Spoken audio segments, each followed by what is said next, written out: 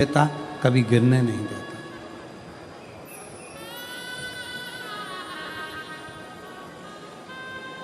आप शंकर जी के मंदिर में जाकर एक लोटा जल चढ़ा रहे हो, शिव जी को बेलपत्र चढ़ा रहे हो, शंकर जी का गुणगान कर रहे हो, शंकर जी की स्तुति गा रहे हो, शंकर जी का श्री शिवाय नमस्तुभ्यम का जाप कर रहे हो, पंचाक्षर मंत्र नमः शिवाय कर रहे हो, षडाक्षर मंत्र ओम नमः शिवाय कर रहे हो, शिव मंदिर में जाकर सफाई कर रहे हो, शिव मंदिर में जाकर झाड़ू लगा रहे हो, पोछा लगा रहे हो, शिव मंदिर में श्रृंगार कर रहे हो, अर्थात आपने शंकर की शरणागति ली।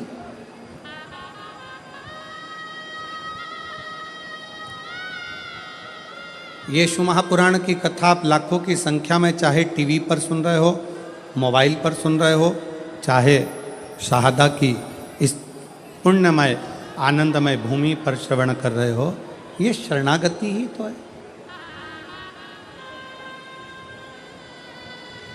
हमने शंकर भगवान की शरणागति ग्रहण करी। शरणागति पेड़ ने, वृक्ष ने पानी की शरणागति ली, जल की शरणागति ली, तो वृक्ष पानी की जब शरणागति ले लेता है तो लकड़ी का टुकड़ा जब पानी में जाता है, पानी सबको डुबो देती है। कंकर हो, पत्थर हो, जिस चीज के जिस पानी के पास कुछ गया तो उसने डुबो दिया। केवल एक लकड़ी, एक वृक्ष, एक लकड़ी का टुकड़ा ऐसा होता है जिसको पानी नहीं डुबोती है। क्यों? क्योंकि पानी कहती है इसने मेरी शरणागति, जब ये छोटा सा था तब से लेकर मैंने इसको बड़ा कर दिया और ये मेरी शरणागति लेता रहा, मेरे जल से ये आगे बढ़ता रहा, इसलिए मैं इसको डुबोऊंगी नहीं। उसी तरह जब हम शंकर की शरणागति ले लेते हैं तो शंकर हमें डुबोता नहीं, हमें डुबोएगा नहीं।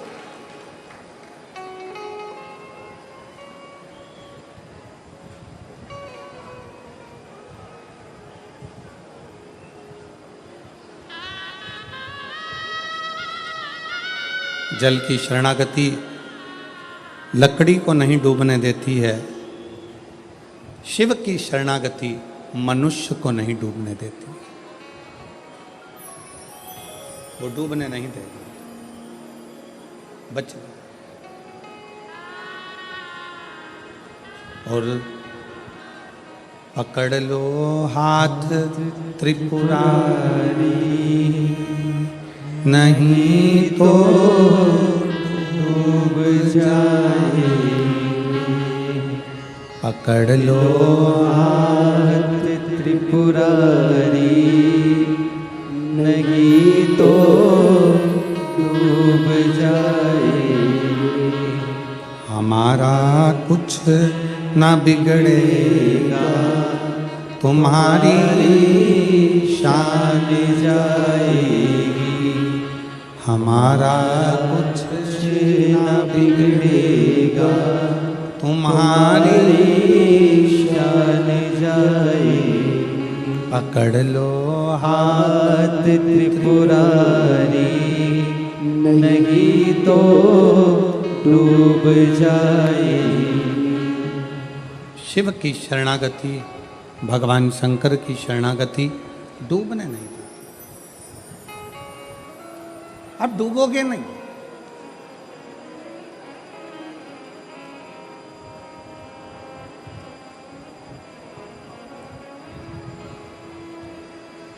बस इस मृत्यु लोक में, इस संसार सागर में, इस भूमंडल में जब तक आप पृथ्वी पर रहें तब तक अच्छा कर्म करते रहें, श्रेष्ठ कर्म।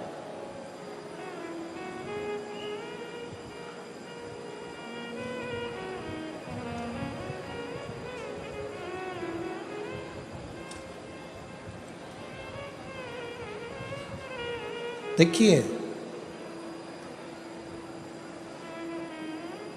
पुण्य करने के लिए सोचना पड़ता,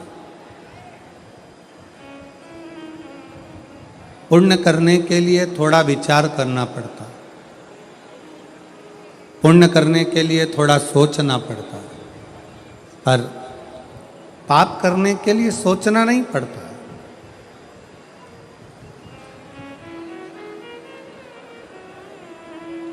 पाप अपने आप हो जाता है।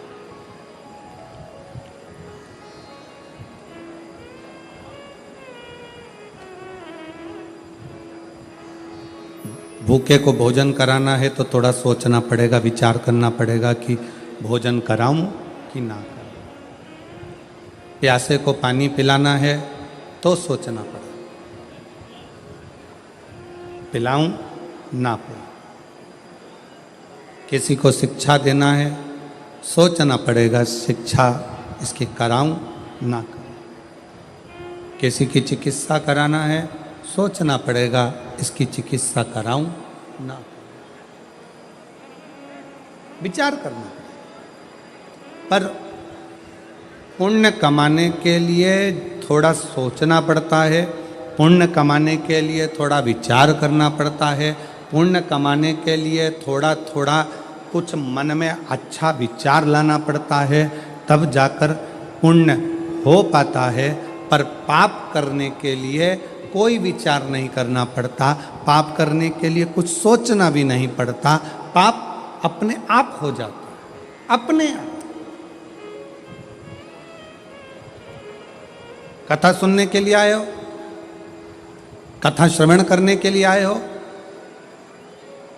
घर से चले थे ये विचार कर कर चले थे कि मुझे कथा सुनना है, आज कथा का चौथा दिन है, शिवरात्रि का दिन है, मैं कथा सुनूंगा सुनूंगी, और मालूम पड़ा कथा सुनने के लिए पहुँचे और गेट के पास में आकर, दरवाजे के पास में आकर जब तुम्हें कोई अंदर नहीं जाने दिया तो क्रोध आ गया, गुस्सा आ गया, चिड़चिड़े हो गए, धक्का दिया, अपशब्द किया, ताने दिए, गाली दी। अब मालूम पड़े आए थे पुण्य कमाने के लिए और इतना सारा झोला भरकर पाप लेकर अपने अपने घर को चले गए। तो फिर पाप कर्म अपने आप होता।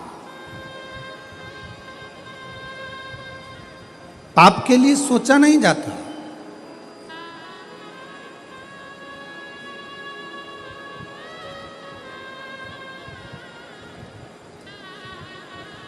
और फिर निवेदन करूं मैं आपको इस पवित्र शिव महापुराण कथा के माध्यम से कि मत बुरे कर्म कर बंदे वरना पछताएगा, भगवान की आँखों से तू बच नहीं पाएगा, तू बच नहीं पाएगा। अरे ओ अज्ञानी मत कर नादानी, अरे ओ अज्ञानी मत कर नादानी। तेरे कर्म का फल भी तू ही पाएगा, जैसा किया तूने तेरे आगे आएगा। मत बुरे कर्म कर बंदे वरना पछताएगा, भगवान की आँखों से तू बच नहीं पाएगा, तू बच नहीं पाएगा। थोड़ा सा कर्म पुण्य की ओर हम बढ़ना चाहते हैं, पर हमसे पाप कर्म हो बैठता है। इसलिए जितने शुभ भक्त कल जितने शुभ भक्त आए थे 5 लाख के ऊपर, आज की स्थिति अगर देखी जाए तो दुगने शिव भक्त आज शिव महापुराण की कथा के इस पूरे क्षेत्र में दुगने।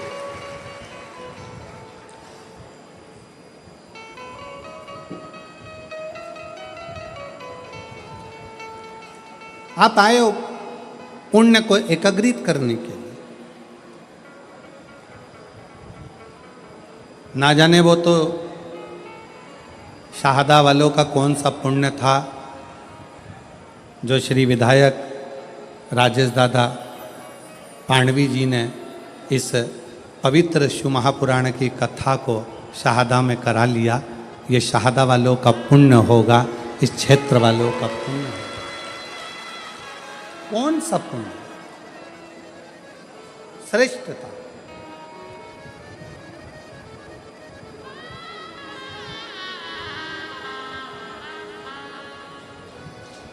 पांडवी जी, पत्रों में आपके लिए लिखा है कि जब विधायक जी इस क्षेत्र में आए थे तो पुरुषों का तो नहीं मालूम, पर महिलाओं ने पांडवी जी से एक ही बात कही थी कि भाऊ, हमारे क्षेत्र में कथा होना बड़ा कठिन है, पर हमको आप पर पूरा भरोसा है कि हमारी बहनों की मांग पूरी होगी और ये शिव पुराण यहाँ जरूर। मैं आपको साधुवाद देता हूँ पांडवी जी, बहुत बहुत साधुवाद।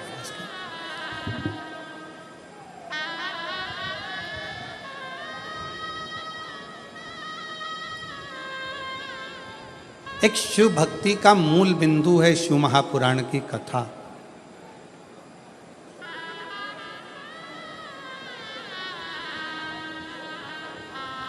वो कहते हैं ना,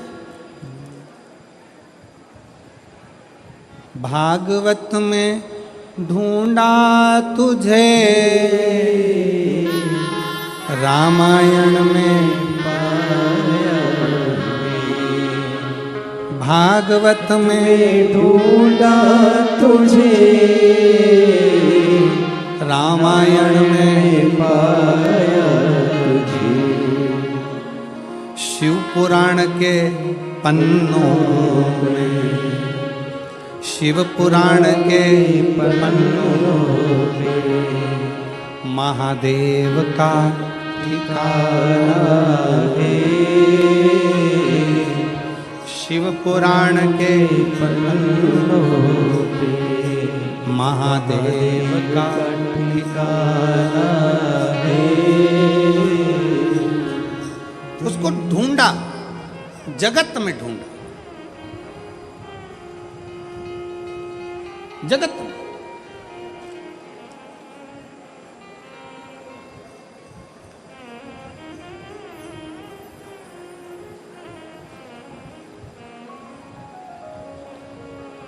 गुरु गोविंद सिंह जी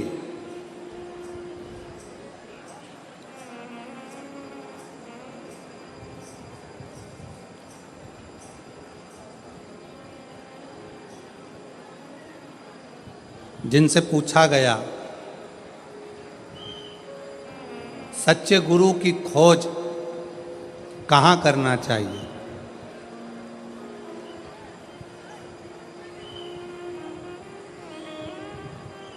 गुरु गोविंद सिंह जी से पूछा गया ईश्वर की खोज कहाँ करना चाहिए, सच्चे गुरु की खोज कहाँ करना चाहिए, तो गुरु गोविंद सिंह जी ने कहा, अगर सच्चे ईश्वर की खोज करना है, सच्चे गुरु की खोज करना है,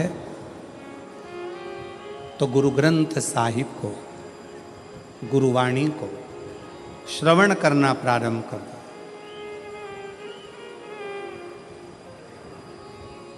गुरुवाणी को, गुरु ग्रंथ साहिब को श्रवण करना प्रारंभ कर दो, उसमें सच्चा गुरु भी मिलेगा, सच्चा ईश्वर भी मिलेगा। उसी तरह गुरु गोविंद सिंह जी ने जैसे कहा कि अपने शास्त्रों का अध्ययन करोगे, पढ़ोगे, वेदों को, शास्त्रों को, पुराणों का जब अध्ययन करोगे तो वो ईश्वर भी मिलेगा और कोई सच्चा गुरु भी मिलेगा, ईश्वर भी मिलेगा, सच्चा गुरु।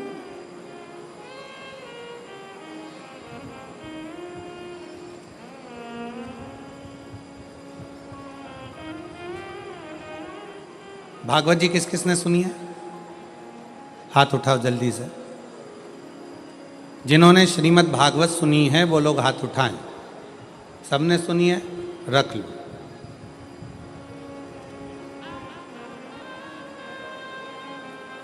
रख लो। तुमने सुनी?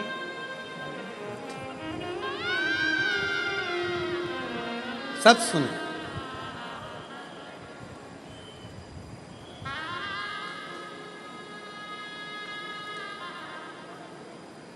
भगवान कृष्ण का जन्म लेने के बाद भगवान कृष्ण जब तक 14 साल के नहीं हो गए तब तक मां देवकी को कारागार से छुड़ाने के लिए नहीं गए।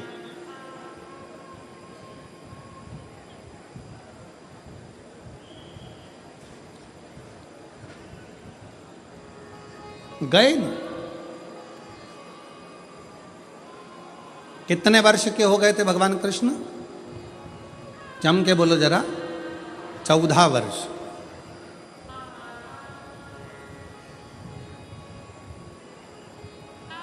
देवकी माता इंतजार करती रही, कृष्ण आएंगे छुड़ाएंगे।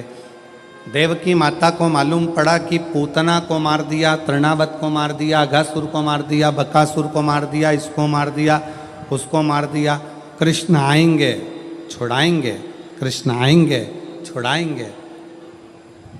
बचपन में गोदी में पूतना का जो संहार कर देते हैं, तृणावत को जो बाल्यावस्था में ही मार देते हैं, वो चाहते तो पहले सबसे पहले जाकर माता देवकी को कारागार से छुड़ा देते।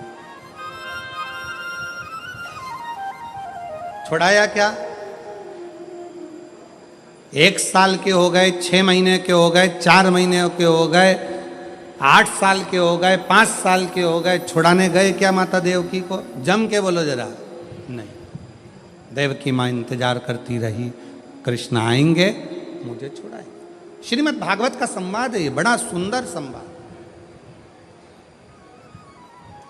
इंतजार करती रही, आएंगे छुड़ाएंगे, आएंगे छुड़ाएंगे। यहाँ पर सूरत में जिन्होंने बहुत भव्य और विशाल शिव पुराण की कथा कराई, ऐसे पाटिल परिवार यहाँ दोनों भाई बैठे होंगे। कहाँ बैठे होंगे? अच्छा, उधर बैठे।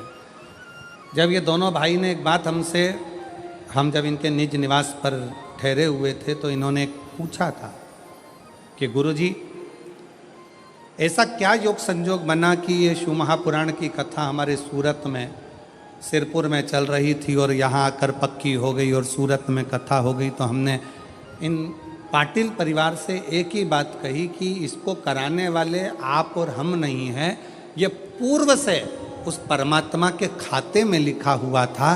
तारीख भी वही लिखता है और देता भी वही। मैं धन्यवाद दूंगा।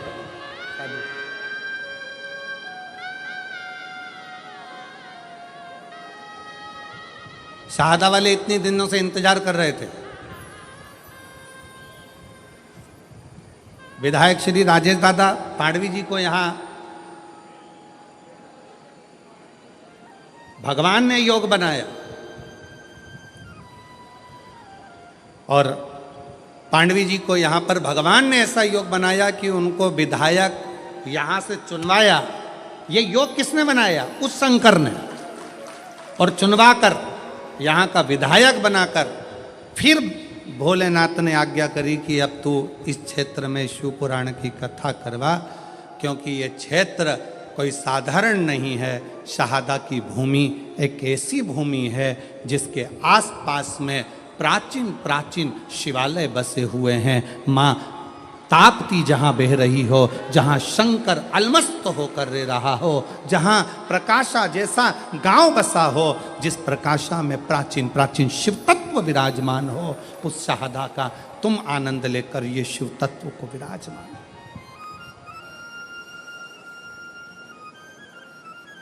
जहाँ का देवी मंदिर हो, गणेश मंदिर हो, प्राचीनता की एक शाखा है।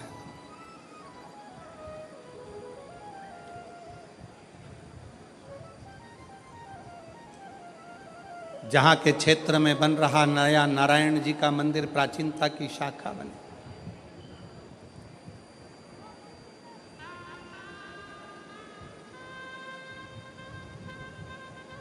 कई लोग कहते हैं गुरुजी आप आना, हम आप लोगों से क्या कहें कि बाकी के दिनों में अगर कथा होती है तो पीछे के 3-4 दिन तो शुरू के हम नहीं मिलते, पर बाद के दिनों मिलकर प्रयास करते हैं कि मंदिर, देवालय, शिवालय चले जाएं, पर नवरात्रि में कथा है तो अनुष्ठान भी बहुत रहते हैं, जप करना रहता है, पाठ करना रहता है, पूजन का क्रम रहता है। इस कारणवश ज़्यादा मिलना भी नहीं होता। और जहाँ रहते हैं, अभी तो हम अग्रवाल जी के यहाँ रुके हैं, और मैं साधुवाद अग्रवाल जी को भी दूंगा, जो बहुत उनके परिवार का एक भी बच्चा, हम जिस कक्ष में रुके हैं उस कक्ष के बाहर भी अग्रवाल जी का कोई परिवार का व्यक्ति ऊपर आकर खड़ा तक नहीं हुआ, क्योंकि उनको आशीष जी ने, ललित जी ने कह दिया था कि नवरात्रि चल रहे हैं तो गुरु जी के जाप ज़्यादा रहते हैं, अनुष्ठान ज़्यादा रहते हैं। तो मैं अग्रवाल जी को भी इसके लिए धन्यवाद दूंगा कि आपने हमें पूर्ण अनुष्ठान करने का मौका दिया और भजन करने का मौका दिया, उसके लिए साथ, उसके लिए साथ।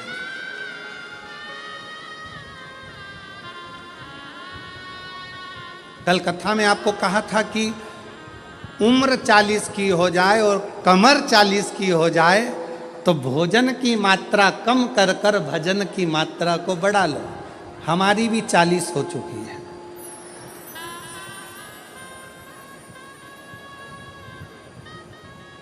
इसलिए भजन की मात्रा बढ़ाना जरूरी है। केवल कहने से तुम्हारे लिए नहीं, अपने लिए भी अमल किया जाए।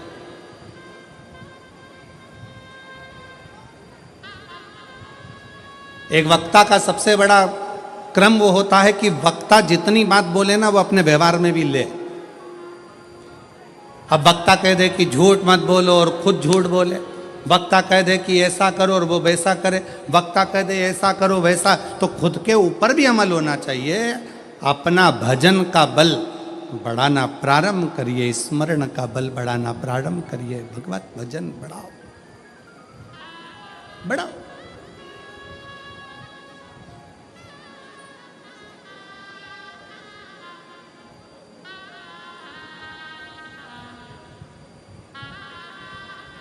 मेरे भगवान कृष्ण नहीं गए, 3 साल के हो गए, 4 साल के हो गए, 5 साल के हो गए, देवकी मैया इंतजार कर रही है, कृष्ण आएंगे छुड़ाएंगे, कृष्ण आएंगे छुड़ाएंगे, नहीं गए। भगवान कृष्ण जब माता देवकी को छुड़ाने के लिए पहुंचे तो देवकी माता ने भगवान कृष्ण को कहा, श्रीमद् भागवत का संवाद है,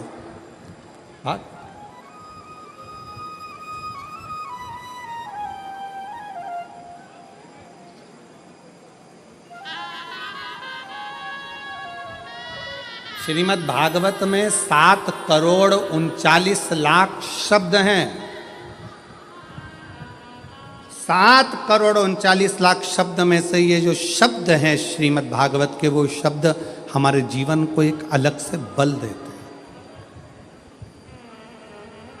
अलग से बल देते हैं।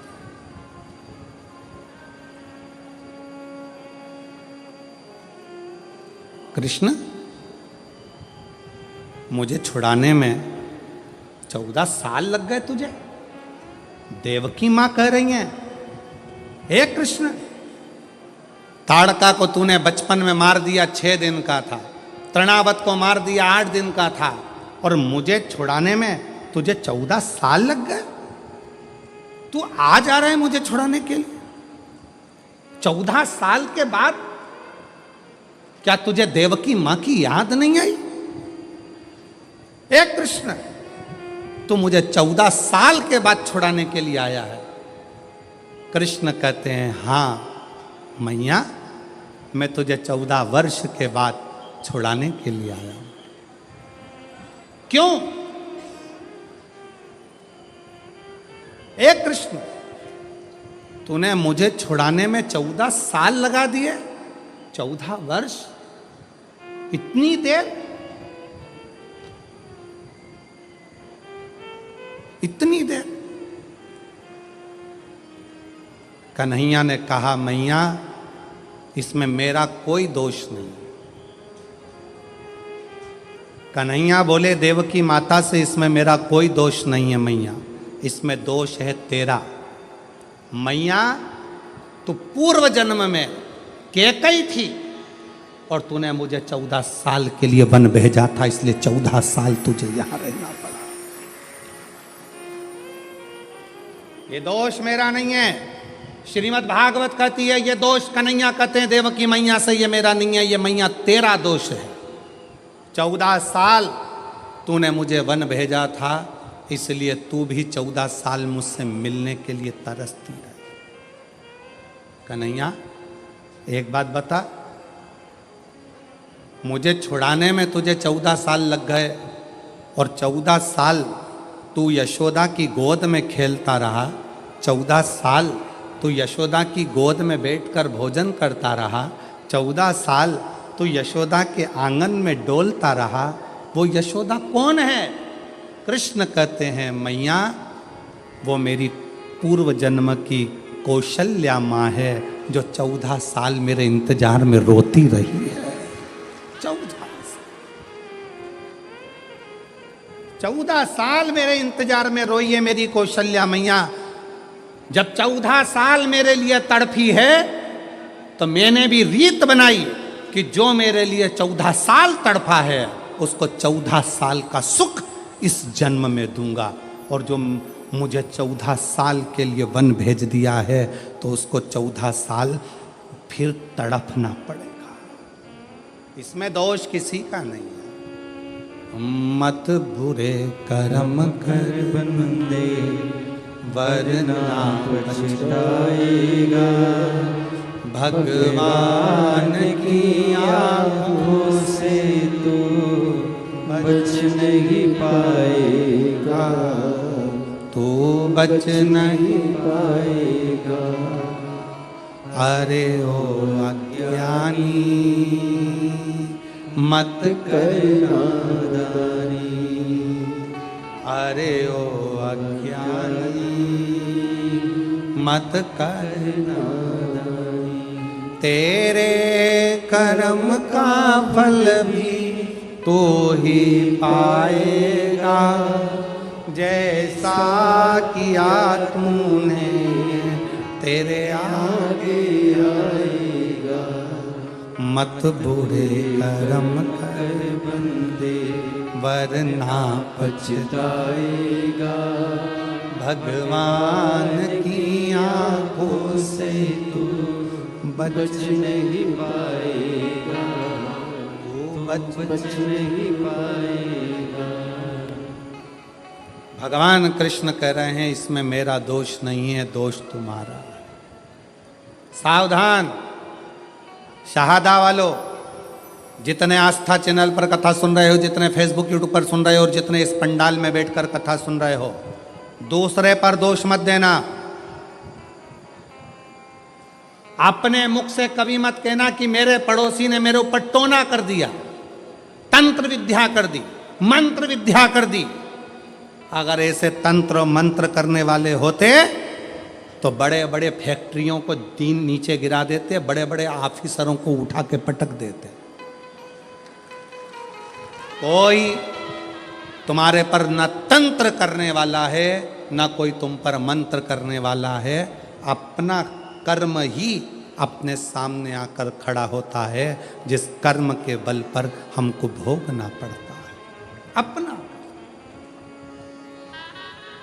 एक सास कह देती है अपनी भाषा में, ना जाने मेरी बहू मायके गई थी और मायके से ना जाने ऐसा क्या करा के लाई कि मेरे छोरा को उसने अपने काबू में ले लिया। नहीं, अगर विद्या कराने वाली बहू होती ना तो तेरे छोरे से भी अच्छे छोरे और थे, उनको काबू में कर लेते। अरे बोलो तेरी जीजियों सही है कि गलत है? क्यों किसी की बहू को गलत इल्जाम लगाना? ये अपने मायके गई थी, मायके से कुछ करा के लाई है, ये अपने पियर गई थी, पियर से कुछ करा के लाई है, ये वहां गई थी, वहां से कुछ करा के लाई है। नहीं, बहू में इतनी सामर्थ्यता नहीं है कि वो अपने पियर से कुछ करा के लाए, और पियर वालों में भी इतनी सामर्थ्यता नहीं कि वो किसी से अपनी लड़की के लिए तंत्र मंत्र करवाएं। ये आपकी बुद्धि में ना जाने किस किस ने भाटा भर दिया, इसलिए तुम्हारी सोच बिगड़ गई।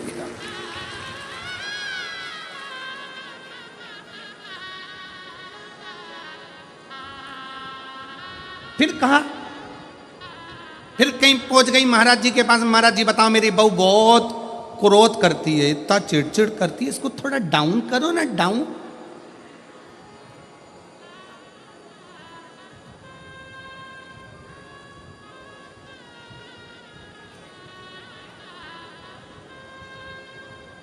थोड़ा डाउन करो ना।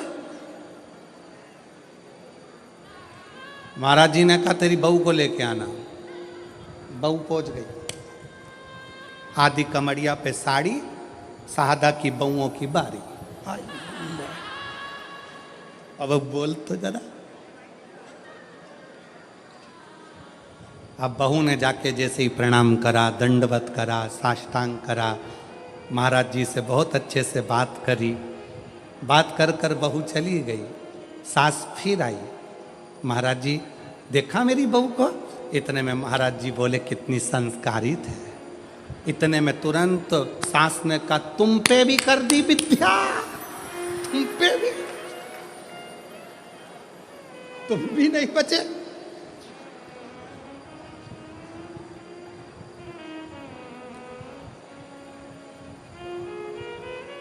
अरे भाई, बहुओं की तीव्रता देखकर सास को प्रसन्नता होना चाहिए। तुम्हारी बहू को 4 व्हीलर गाड़ी चलाना आती है, तुम्हें प्रसन्न होना चाहिए। तुम्हारी बहू को 2 व्हीलर गाड़ी चलाना आती है, तुम्हें प्रसन्नता होना चाहिए। तुम्हारी बहू बाजार कर कर आ जाए, तुम्हें प्रसन्नता होना चाहिए। तुम्हारी बहू लैपटॉप पर काम करे, तुम्हें प्रसन्नता होना चाहिए। तुम्हारी बहू तुम्हारे बच्चों को अच्छी शिक्षा दे, तुम्हें प्रसन्नता होना चाहिए। प्रसन्नता होना चाहिए कि कम से कम मेरी जिंदगी तो निकल गई, पर आने वाला समय इतना बदलाव का समय है, उसके ज़माने में ऐसी बहू का होना बहुत जरूरी है।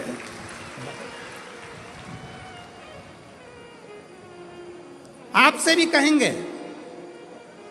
जितने आस्था चैनल पर कथा सुन रहे हैं, जितने फेसबुक पर कथा सुन रहे हैं, जितने यूट्यूब पर सुन रहे हैं और जितने शहादा की भूमि पर कथा सुन रहे हैं, अपनी बेटी को परी मत बनाना, अपनी बेटी को तितली मत बनाना, अपनी बेटी को मधुमक्खी बनाना कि उड़े भी और डंक मारकर मुंह सुझा भी दे।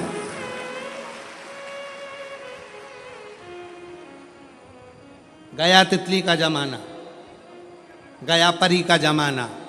अपनी बेटी को मधुमक्खी बनाओ जो शहद जैसी मिठास अपनी वाणी में भी रखे, और अगर कहीं का घूर कर देख ले और हरकत कर दे तो मुंह सुझा दे एक में धर के। ऐसी बनाओ मधुमक्खी, तितली नहीं, परी नहीं। एक कलयुग में बेटी को मधुमक्खी बनने की जरूरत है। मधुमक्खी। ये छोटी छोटी बच्चियों के साथ गलत करते हो रहा है, कहीं कुछ हो रहा है, कहीं कुछ हो रहा है। उनका सबसे बड़ी गलती है माँ बाप की कि अपनी बेटी को परी बनाया, तितली बनाया और उसको मधुमक्खी नहीं बनाया। मधुमक्खी जैसा डंक उसके अंदर उत्पन्न करो, जैसे जीजाबाई में था, जैसे अहिल्याबाई में था, झांसी की रानी में। वो डंक होना चाहिए उसके अंदर।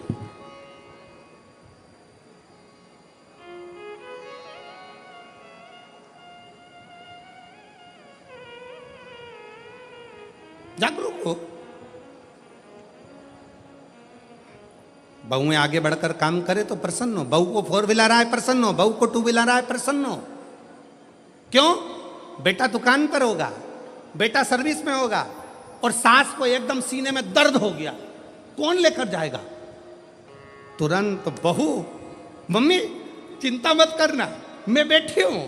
इतने में सास सोचेगी तेरे चक्कर में तो अटैक आया, अब तेरे चक्कर में मैं बैठी हूं, तुम चिंता मत करो और तुम्हें जल्दी जाने नहीं दूंगी। जैसे सावित्री अपने सत्यवान को ले आई थी, कलयुग की बहू अगर प्रबल है तो अपनी सास को हॉस्पिटल से फिर घर लेकर आ जाती है। उसकी चतुरता।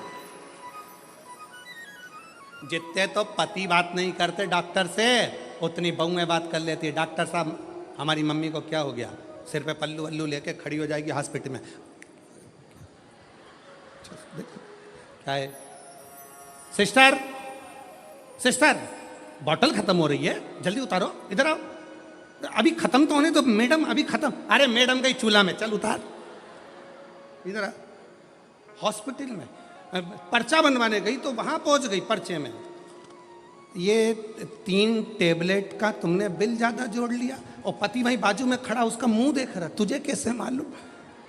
वो बोली मैंने मोबाइल में सर्च करा था, इतने की थी और ये इतने में लगा रहा है, कम करता है कि मोबाइल है, अभी बनाऊं वीडियो इतने। जी जी, मैं हाथ जोड़ता तेरे। पति उसको देखकर आश्चर्य में पड़ गया और घर आकर बोला अगर तू नहीं होती तो मेरी अम्मा घर नहीं आती, सीधे शमशान चली जाती।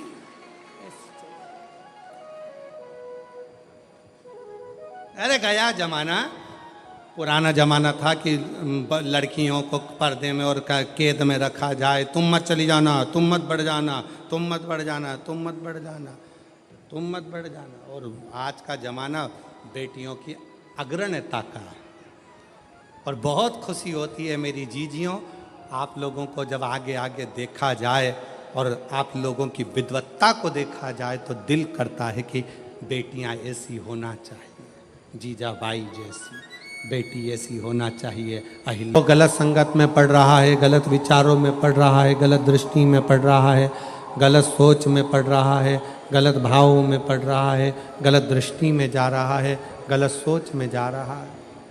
हम कहते हैं अगर आपका संस्कार अगर प्रबल है, प्रबल,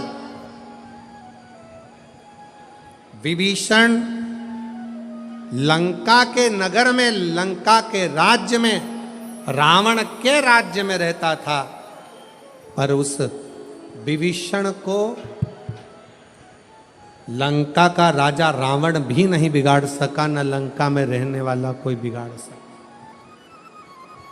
कोई नहीं बिगाड़ सका। और कैकेयी अयोध्या में रहती थी, राम जी के पास में, कौशल्या जी के पास में, दशरथ जी के पास में, माँ सुमित्रा जी के पास में रहती थी, फिर भी कैकेयी को कोई समझा नहीं सका, कोई ना समझा,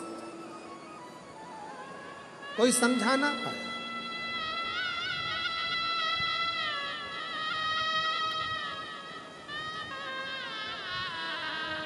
कर्म करते जाओ। सदन कसाई क्या करता था? जम के बोलो जरा, जम के। सदन कसाई क्या करता था? मांस बेचता था।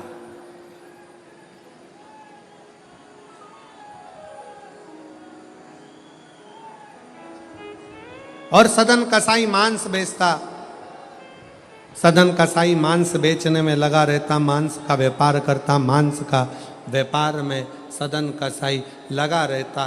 फिर भी जरा विचार करिएगा, उस सदन कसाई मांस को बेचने में लगा है, मांस बेचता है, उसके बाद भी भगवान नारायण का दर्शन उस सदन कसाई को हो जाता है। क्यों?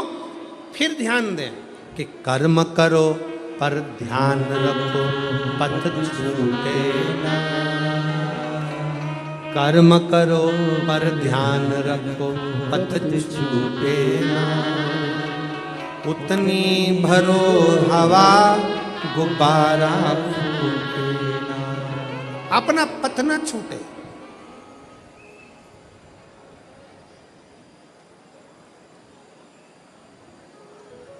काम कोई बुरा नहीं है।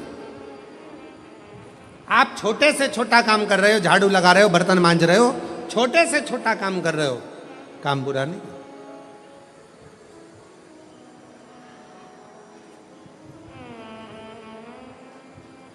पर उस कर्म को करते करते आपका मन इसका स्मरण रखे कि अपने कर्म से किसी को तकलीफ तो नहीं हो रही, अपने कर्म से।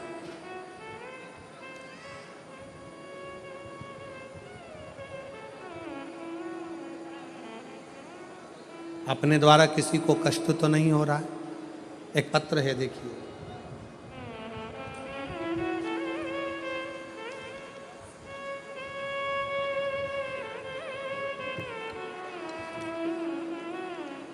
हर्षाली भास्कर माली, मुकाम पोस्ट नंदुरबार। कहीं बैठी हो तो हाथ हिला सकती हैं। हर्षाली भास्कर माली, मुकाम पोस्ट नंदुरबार। मेरा मोबाइल नंबर ये है। एक लोटे जल का और बेलपत्र का क्या वर्णन करूं गुरुदेव। मेरी बेटी 7 साल की हो गई, तब तक चलती नहीं, ना चलती थी ना बोलती। वो चल भी नहीं पाती है 7 साल की, और बोल भी नहीं पाती। ना तो उसकी वाणी है और ना वो चल।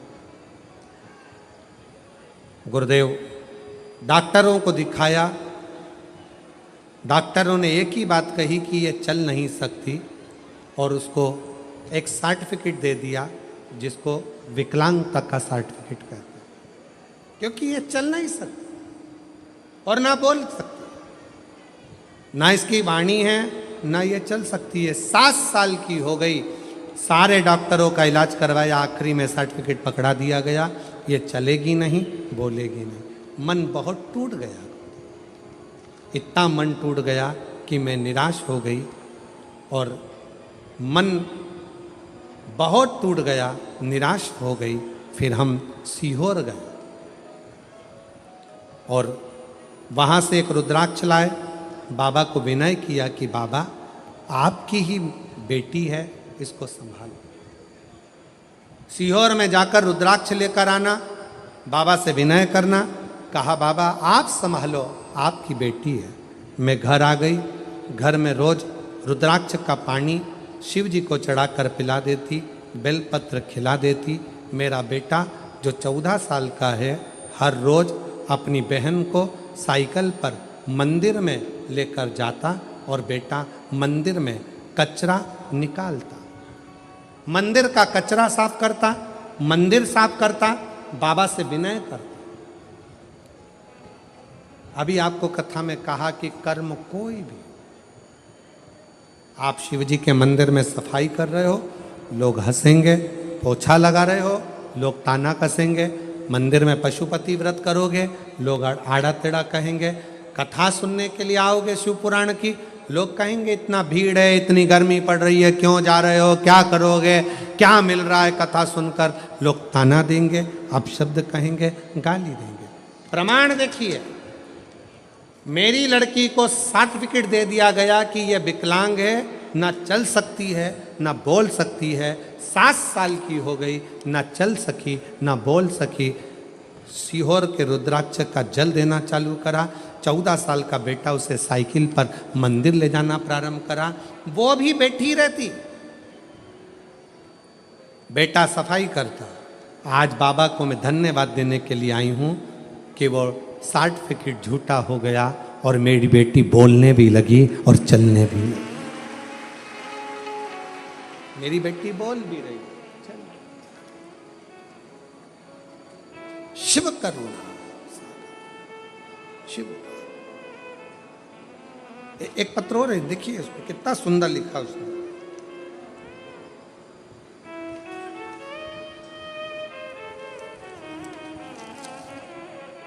कविता ज्ञानेश्वर हटकर, ज्ञानेश्वर डिंगाबर हटकर, वरखेड़ी नाका, पाचोरा, जिला जलगांव, जलगांव महाराष्ट्र की निवासी हूँ। बाबा मेरा नाम कविता है। मेरे पिछले 14 सालों से मुझे संतान की प्राप्ति नहीं। इलाज करा करा कर थक गई, अस्पताल के चक्कर काटते काटते थक गई, पर 14 साल से संतान नहीं। डॉक्टरों ने मना कर दिया कि तुम्हें मां नहीं बन सकती। तब आखिरी में किसी ने कहा कि धूलिया में शिव महापुराण की कथा हो रही है, आप कथा करने आए हो। मुझे कहा गया पंडाल में बैठकर अगर कुछ मांगते हैं तो बाबा देता जरूर है। मैं भी केवल पंडाल में बैठ गई, बाबा की धूलिया की कथा सुनी, वहाँ की मिट्टी को पेट पर लगा लेती, बाबा से प्रार्थना करती कि डॉक्टरों ने कह दिया है कि मैं माँ नहीं बन सकती हूँ, पर आप कृपा करोगे सब होगा। पंडाल की मिट्टी को मेरे पेट पर लगाया करती और पंडाल की मिट्टी को पेट पर लगाती, बाबा की कथा सुनती और सफ़ेद आंकड़े की जड़ का प्रयोग करा और बाबा की ऐसी कृपा हुई जहां डॉक्टरों ने कहा था कि तू माँ नहीं बन सकती। 14 साल के बाद 30/10/2024 को मेरे घर में सोमवार प्रदोष के दिन, शिवरात्रि का दिन मेरे घर में बेटे ने जन्म लिया। 14 साल के, 14 वर्ष। कहीं बैठी हो तो आ सकती। शिव की उदारता किसको कहते हैं? शंकर की शरणागति किसको कहते हैं? एक लड़का बैठा है, उसने आर्मी का एग्जाम दिया और आर्मी का एग्जाम देकर उसको कहा गया कि तुम्हारी नाक की हड्डी का कुछ गड़बड़ है, ये तुमको आर्मी में तुम सिलेक्ट नहीं हो सकते।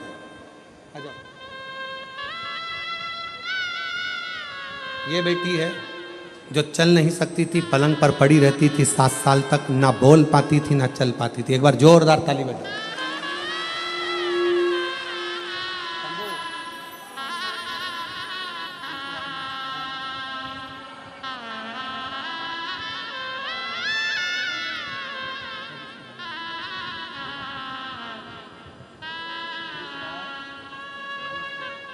इसका भाई आया? हाँ, बुलाओ।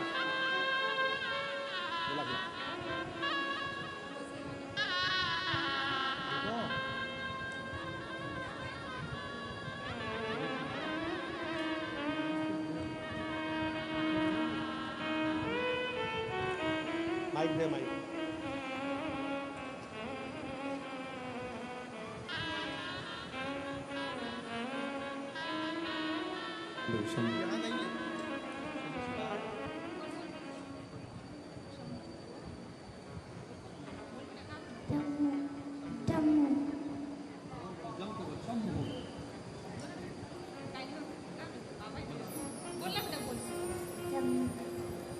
आवाज आई है?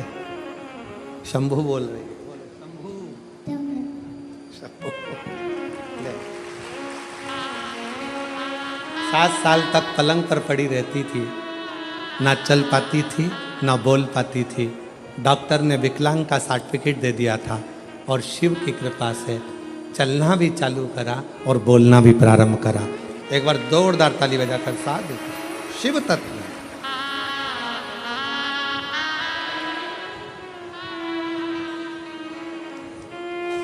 मेरा नाम वर्षा सागर गिरासे है।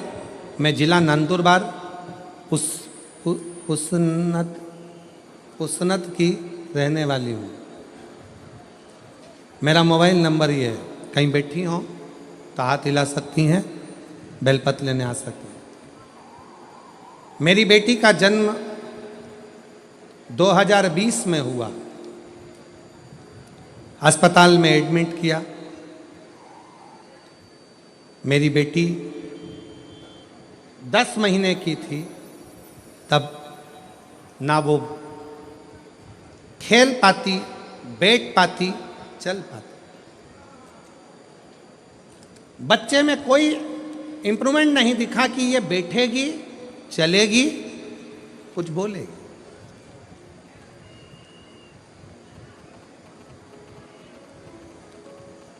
गुरुदेव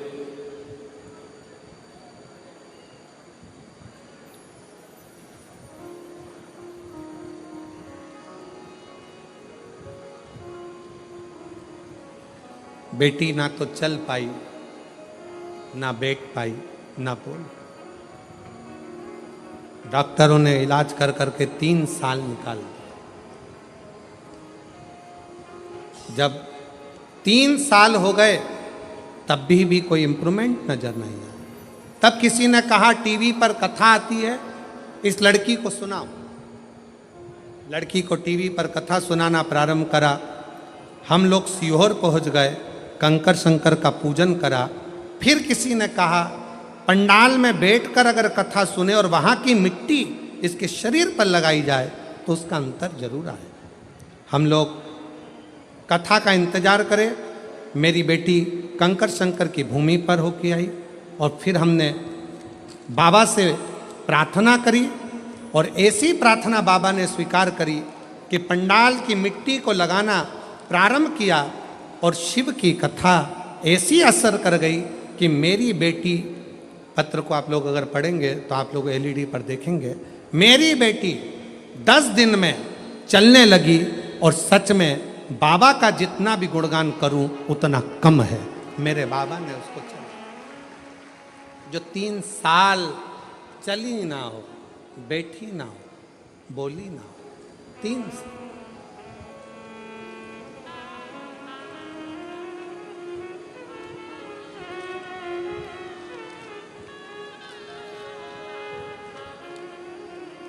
तेरी कृपा का क्या है भरोसा, कब किस पर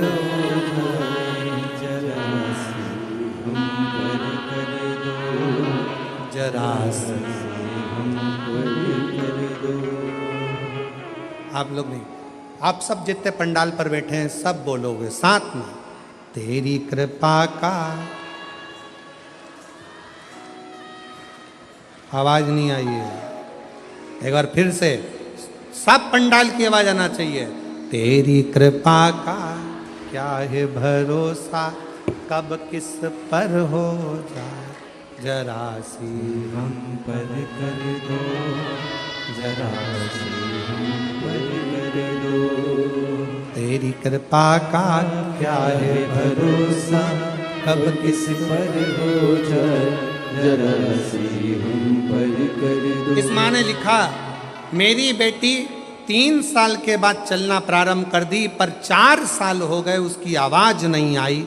तब हमने फिर बेटी को वापिस कुबरेश्वर बाबा के धाम लेकर गए, कंकर शंकर पूजन करी, वहाँ की मिट्टी को उसके गले पर लगाया, बेटी को रात्रि विश्राम कराया उस भूमि पर, और बाबा की कृपा से 4 साल के बाद मेरी बेटी फिर बोलना प्रारंभ कर दी। ये शिव, ये शंकर। जिस पर भी कृपा हो तेरी, करुणा कृपा हो भव पार हुआ, भव पार हुआ। पापी हो चाहे जितना, उसका भी बाबा उद्धार हुआ, उद्धार हुआ। शिव महापुराण में भगवान शंकर अमरनाथ की गुफा में माता पार्वती से कहते हैं, सुन पार्वती,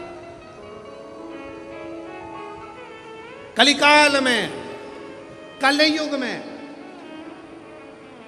जितने जन्म लेंगे कोई पुण्य का भागी नहीं है, सबके सिर पर पाप की गठरिया। पार्वती अमरनाथ की गुफा में भगवान शंकर कहते हैं, संसार सागर में कलयुग में आपका जन्म हुआ है तो मस्तक पर पाप की गठरिया भरी पड़ी है। कोई तुमसे कहे कि हमारा श्राप लग जाएगा, बद्दुआ लग जाएगी, ये लग जाएगा, वो लग जाएगा, दुनिया के लोग तुम्हें डराएंगे, धमकाएंगे, डरने की जरूरत नहीं है।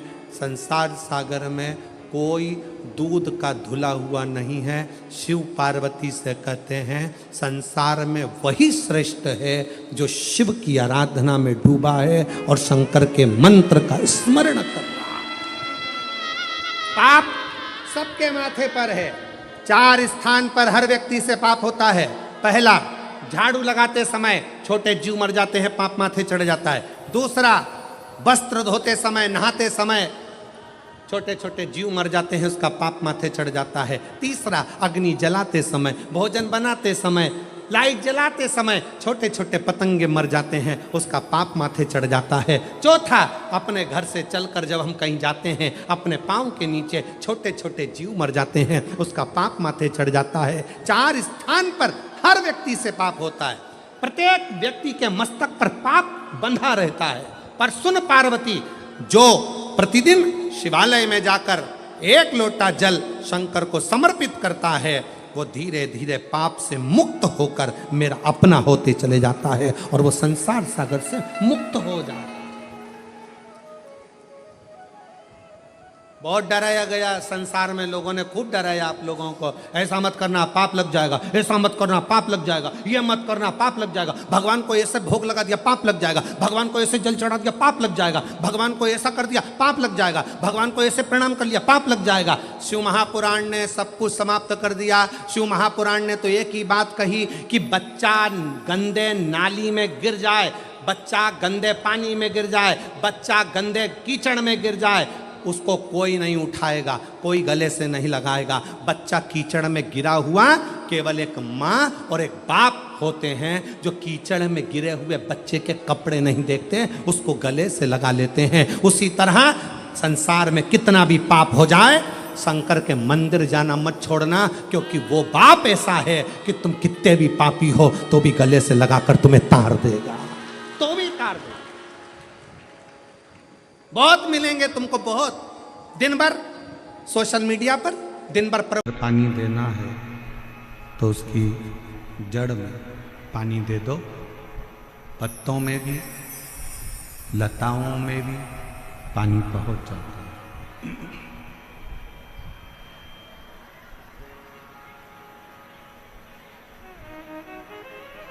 एक एक पत्ते को अगर पकड़कर पानी दोगे तो वो श्रेष्ठ नहीं। एक एक लता को अगर पकड़कर पानी दोगे तो वो श्रेष्ठ नहीं। पर यदि जड़ के अंदर पानी डालोगे तो वो लता में भी पहुंचेगा, पत्तों में भी पहुंचेगा।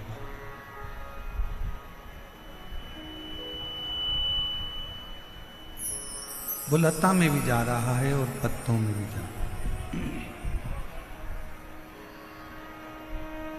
शिव महापुराण की कथा कहती है कि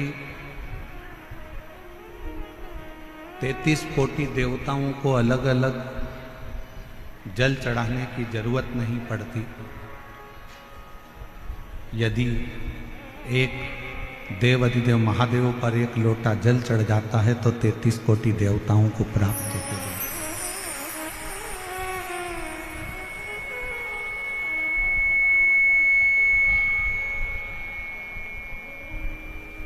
बाहर का रिटर्न आ रहा है बहुत तेज, बाहर का रिटर्न अंदर आ रहा है, थोड़ा कम करो।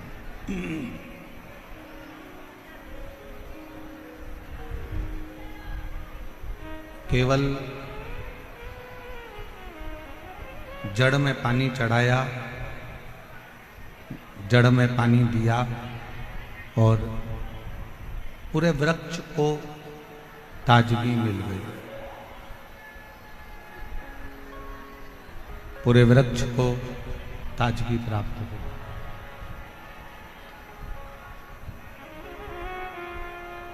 बस एक पितरों को भजना है।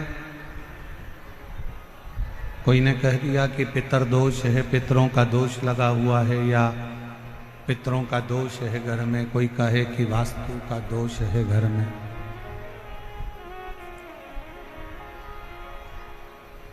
कोई कहे कि घर में काल सर्प दोष है।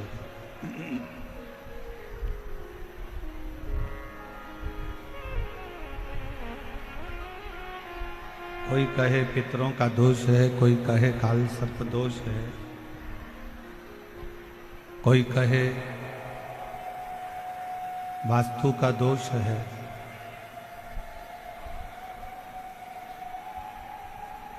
ये सारे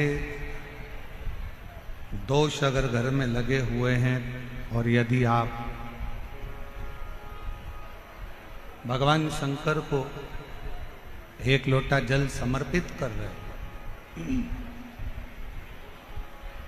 तो दुनिया का कोई दोष आपको कभी भी नहीं लग सकता। वो सारे दोष अपने आप समाप्त हो जाते हैं शिव को एक लोटा जल चढ़ाने। शंकर भगवान को एक लोटा जल समर्पित करना और वो जल एक विश्वास का होना चाहिए।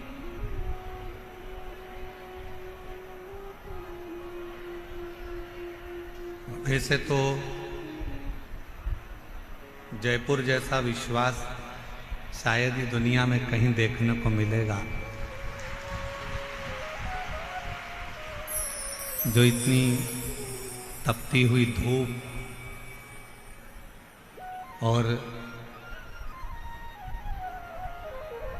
समिति द्वारा निश्चित किए हुए इतने सारे डूम पंडाल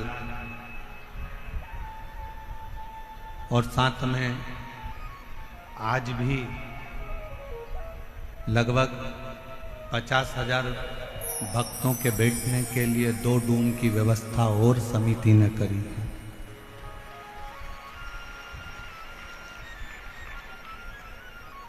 और उसके बाद भी रोडों के किनारे पर शायद जयपुर के इतिहास का क्या राजस्थान के इतिहास का पहला क्रम होगा कि रोडों के किनारे जितने पेड़ मिलेंगे और जितनी छाया मिलेगी, प्रत्येक छाया में शिव भक्त बैठकर कथा सुन रहे हैं।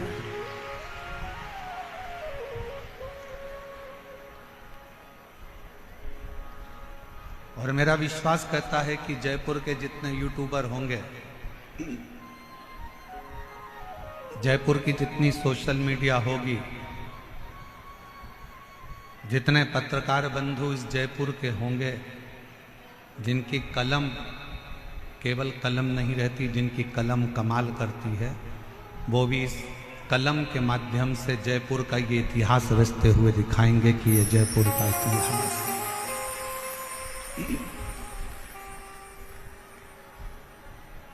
वो भी दिखाएंगे कि इतनी दूर से लोग पैदल चलते चलते चलते चलते, अवस्था का ध्यान नहीं है, केवल बाबा का नाम लेकर बोल बम का नारा है, बाबा ए सहारा, श्री शिवाय नमस्ते, बोलते बोलते बोलते बोलते लोग शंकर की कथा में आ रहे हैं, शिव कथा में पहुंच रहे हैं।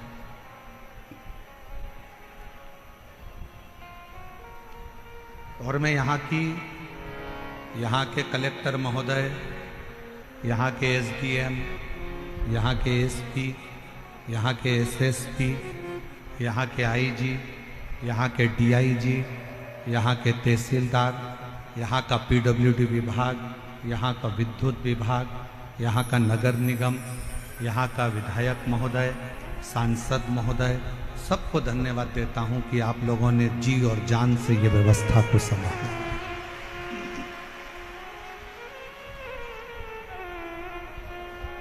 एक शिव को समर्पित होने का एक लक्ष्य है शिव महापुराण की कथा।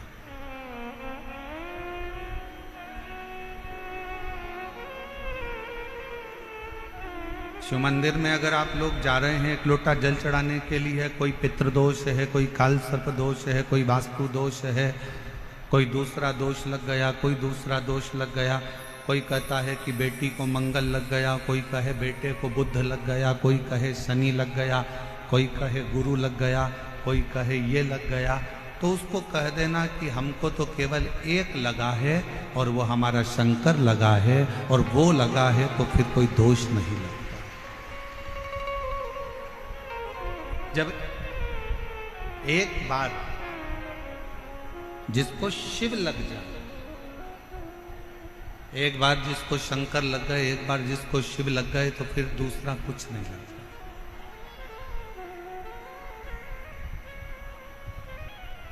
एक बार जो शंकर का हो गया,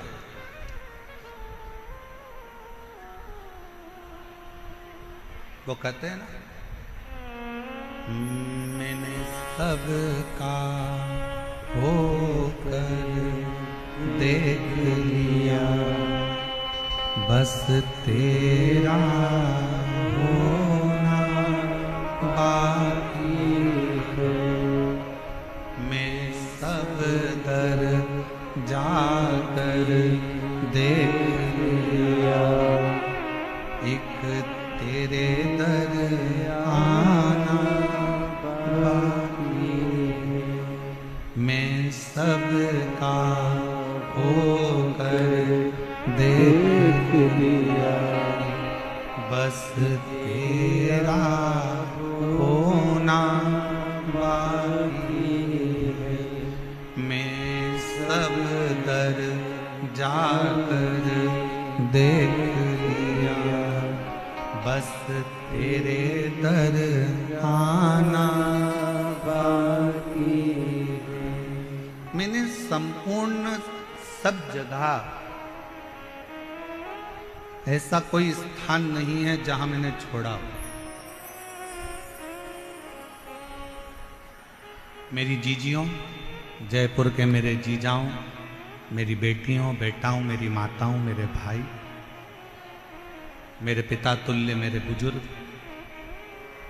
एक बात बताइएगा, जब जीवन में दुख आता है, तकलीफ आती है, कष्ट आता है, तो आप ऐसा नहीं है कि कहीं नहीं जाते हो, जाते हो।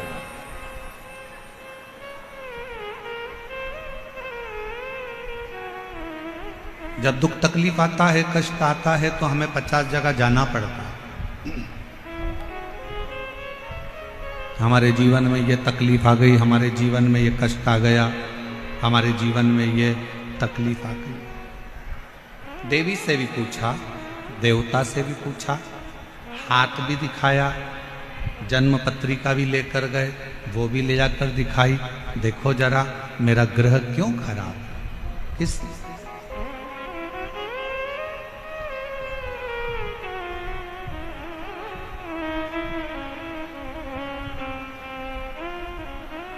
ये मेरा ग्रह क्यों खराब, किस लिए? जरा मेरा हाथ देखकर बताओ कि मेरी किस्मत में इतना दुख क्यों लिखा। जरा मेरा ललाट पढ़कर बताओ कि मेरे जीवन में इतना कष्ट क्यों लिखा। ईसर गोरा गणागोर शिव महापुराण की कथा जयपुर में चल रही है।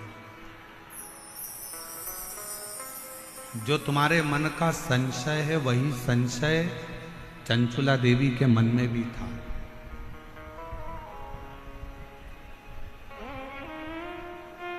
एक महाराज जी प्रवचन में कह रहे थे कि शिव पुराण में जो चंचुला है वो गलत काम करती थी, उल्टे काम करती थी, गलत कृत्य में डूबी हुई थी, गलत कर्म में डूबी हुई थी। पर हमारा निवेदन है, एक बार शिव महापुराण कथा के महत्तम को जरूर पढ़ना। चंचुला अपने पति को समझाती है, चंचुला अपने पति को ज्ञान देती है, चंचुला अपने पति को उपदेश देती है, चंचुला अपने पति को सत्संग के माध्यम से समझाने का प्रयास करती है कि तुम गलत काम मत करो।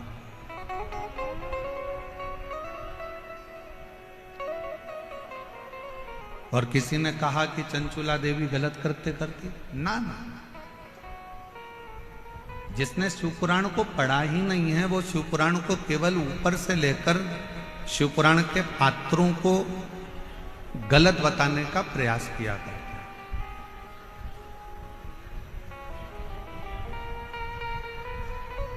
एक स्त्री गलत कब होती है, एक स्त्री गलत जगह पर कब जाती है, एक स्त्री गलत धारणा कब बनाती है, जब उसके घर के लोग उसके साथ गलत कृत्य करें, गलत बात बोलें, गलत कर्म करें या गलत विचारों से उसको समझें। वरना भारत के भूमि की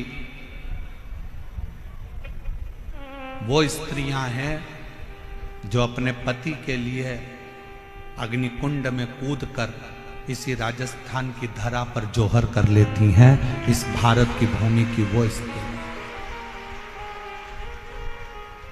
वो नारियां हैं।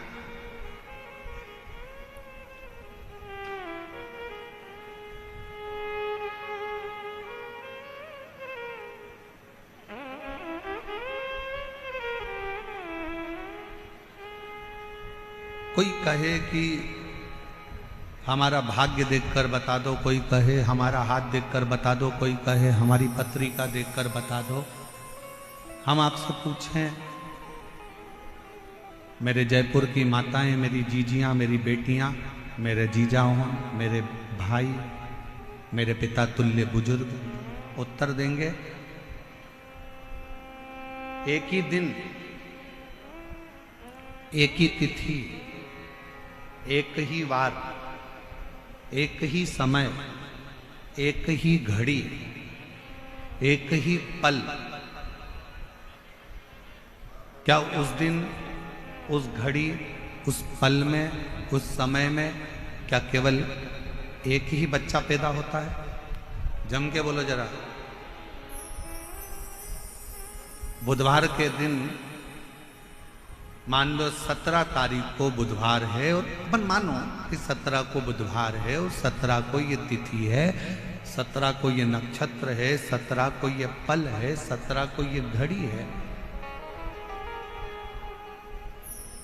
क्या उस दिन केवल एक ही बच्चे का जन्म होगा? भारत में और कोई, विश्व में, पूरी पृथ्वी पर कोई बच्चा उस दिन जन्म नहीं लेगा।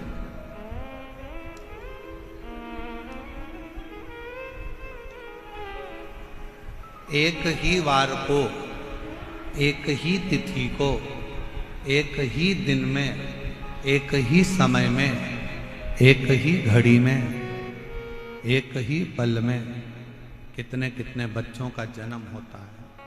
कितने कितने बच्चों।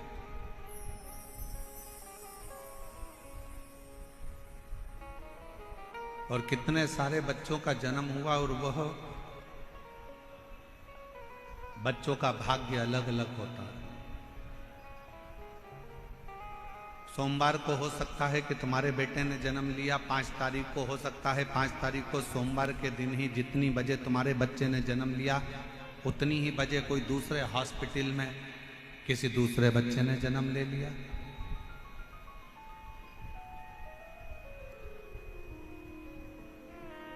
मंगलवार को हो सकता है कि तुम्हारे बच्चे ने जन्म लिया और मंगलवार को ही कोई दूसरे बच्चे ने जन्म ले लिया, उसी तिथि में, उसी पल में, उसी घड़ी में, उसी क्षण में। कोई जरूरी नहीं।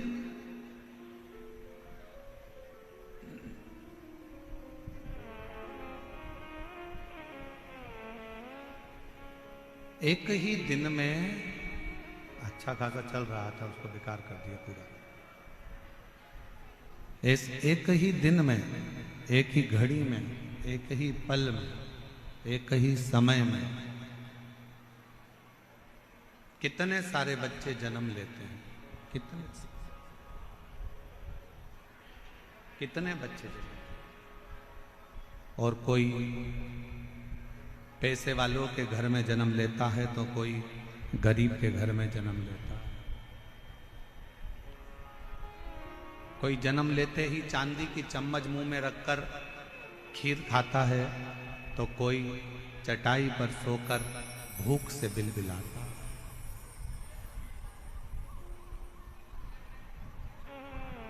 कितने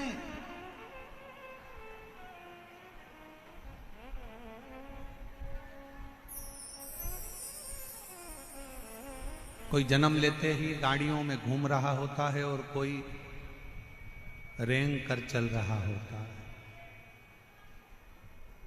जरा विचार करिएगा, जरा विचारिए।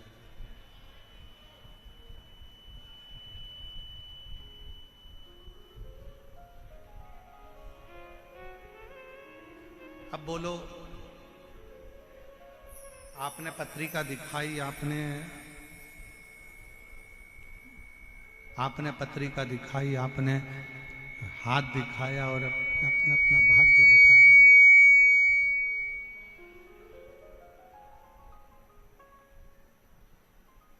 आपने पत्रिका दिखाई, अपने अपना हाथ दिखाया, आपने अपना भाग्य दिखाया और पूछा कि मेरे जीवन में दुख क्यों है, क्यों तकलीफ क्यों है, कष्ट क्यों है, परेशानियां क्यों है, किस लिए।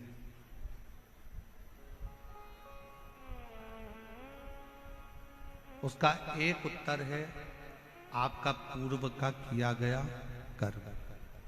इसलिए फिर कहेंगे आप लोगों से कि मत बुरे कर्म कर बंदे वरना पछताएगा, भगवान की आँखों से तू बच नहीं पाएगा, तू बच नहीं पाएगा।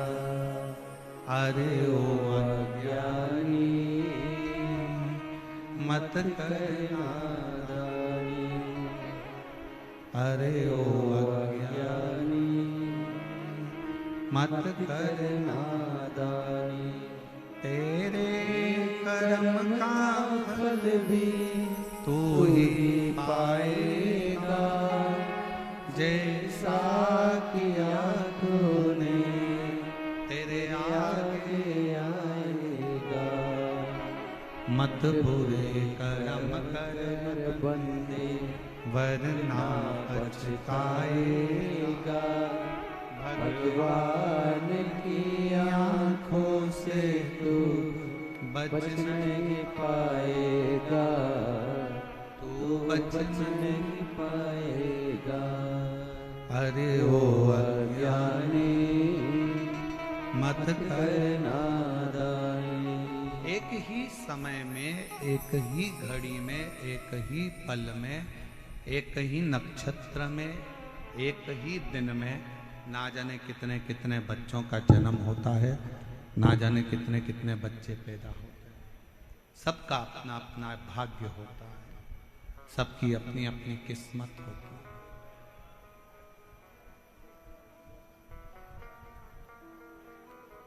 अब उसमें आप चाहे किसी को भी जाके अपना भाग्य पढ़वा दो, आप चाहे जाकर किसी को भी अपनी किस्मत पढ़वा दो, जो पूर्व में किया है उसको भोगना ही है। जो पूर्व में करा गया है, बाहर की आवाज अंदर आ रही है पर अंदर की आवाज अंदर नहीं आ रही। पूर्व में जो कर्म किया है उस कर्म को तो भोगना। इसलिए फिर निवेदन करूं, श्रेष्ठ कर्म करते हुए आगे बढ़िए। श्रेष्ठ कर्म बढ़ते श्रेष्ठ।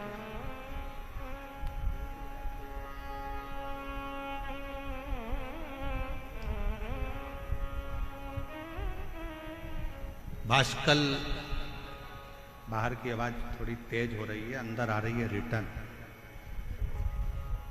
भाष्कल प्रदेश में ब्राह्मणों से भरा हुआ एक गांव है, ब्राह्मणों से भरा।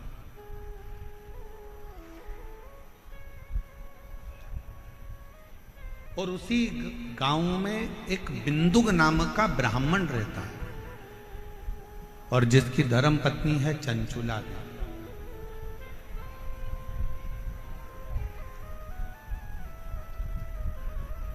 और वो चंचुला इतनी भगवतमय है कि अपने पति को बार बार मार्गदर्शन करती है कि तुम गलत जगह मत जाओ, गलत जगह पर मत पहुंचो, गलत काम मत करो, गलत व्यसन मत करो, गलत भोजन मत करो, गलत दृष्टि मत रखो, गलत विचार मत रखो, गलत सोच मत रखो। और ये विश्वास करता है कि भारत के भूमि की प्रत्येक माँ, प्रत्येक स्त्री, प्रत्येक नारी अपने पति को, अपने पिता को, अपने पुत्र को, अपने भाई को ये उपदेश देती रहती है कि गलत काम मत करो।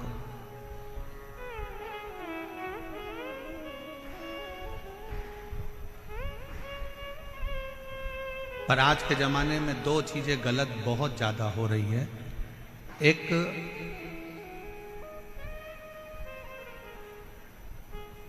भोजन गलत होने लगा और दूसरा पहनावा गलत होने लगा।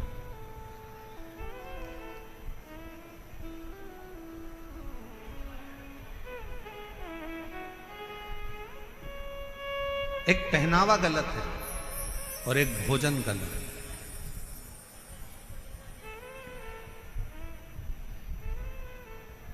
एक बात आपसे पूछें, उत्तर दीजिएगा जरा। तुलसी का पौधा तुम्हारे घर में है? जम के बोलो जरा, आवाज नहीं आ रही, और जम के बोलो। हैगा सबके घर में तुलसी का पौधा? तुलसी के पौधे की मिट्टी को हटा दिया जाए और जड़ जड़ दिखने लगे तो पौधा जीवित रहेगा कि मर जाएगा? मर। जिस पौधे की जड़ दिखने लगती है वो पौधा एक ना एक दिन समाप्त हो जाता है। इसलिए पौधे की जड़ को मिट्टी से दबाकर रखा जाता है, मिट्टी से दबा।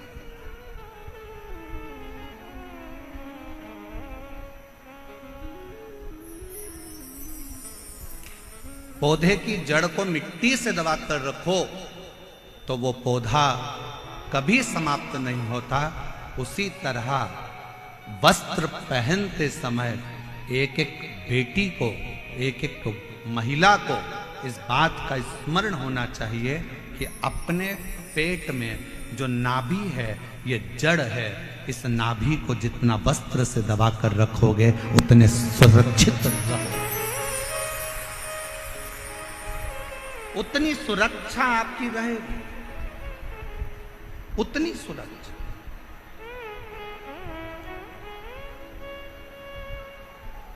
और संकल्प लेकर जाते हैं कि अपना भला हो, बाकी का दूसरे को जाने।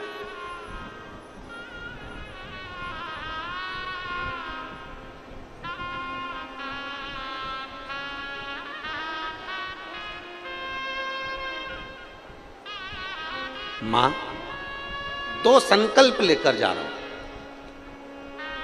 एक अयोध्या की रज साथ में लेकर जा रहा हूं और दूसरा मैं संकल्प लेकर जा रहा हूं कि जनमानस का कल्याण हो।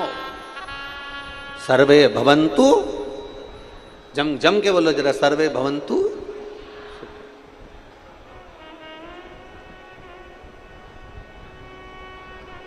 ये संकल्प लिया है राम जी। और जो दूसरे का संकल्प लेकर जाता है कि मुझे भला करना है, मुझे विश्व का कल्याण करना है, मुझे संपूर्ण विश्व का उद्धार करना है, मुझे अपने आप को भी बदलना है और जनमानस को भी बदलना है, अपने आप को भी बदलूंगा और जगत को भी बदलूंगा, तो निश्चित है एक न एक दिन घड़ी, पल, नक्षत्र, समय आता ही है और व्यक्ति भी बदलता है और समय भी बदलता है और बदलना होता ही है।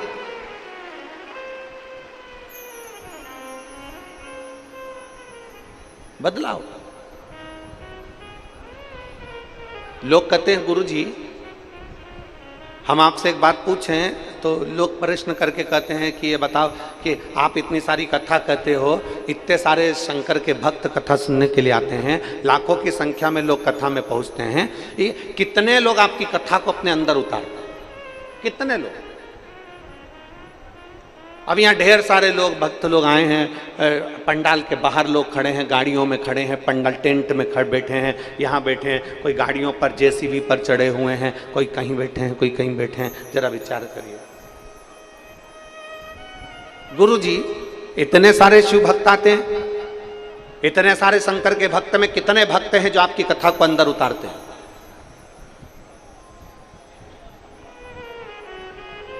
कितने भक्त आपकी कथा को अंदर उतारते?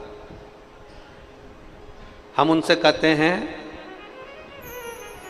भले कथा उनके अंदर उतरी कि नहीं उतरी, पर इतना पक्का है समुद्र के किनारे पर अगर कोई पहुंच गया तो समुद्र की लहर का आनंद तो उसको मिल ही जाता है, आनंद मिल ही जाता है।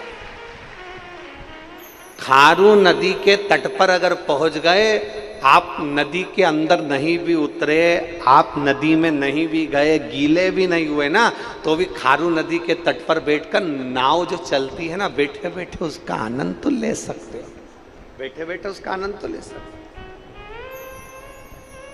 भले आप उस नदी में ना उतरे, भले आपने स्नान नहीं किया, भले आप नौका विहार नहीं करे, भले आप नाव में नहीं चले, पर खारू नदी के तट पर पहुंचे तो नदी के जल की लहर, नदी के जल का जो ठंडाई है, नदी की जो ठंडाई है, जल की जो ठंडाई है वो अपने करीब में आती है तो अपनों का आनंद का अनुभव करती है। कथा में इतने भक्त आते हैं, कितनों के अंदर कथा गई उससे मतलब नहीं है। मतलब ये है कि अगर वो शंकर के करीब में गए हैं, शिव पुराण के नजदीक में गए हैं, किसी गुरु की शरणागति में गए हैं, शंकर की कथा में अगर पहुंचे हैं, वो कहीं पर भी बैठे हों, अगर शंकर के करीब में गए हैं तो ये पक्का है कि उनके मन में शीतलता उत्पन्न होगी ही, थोड़ी ना थोड़ी कथा उनके जीवन में लगेगी, ये निश्चित।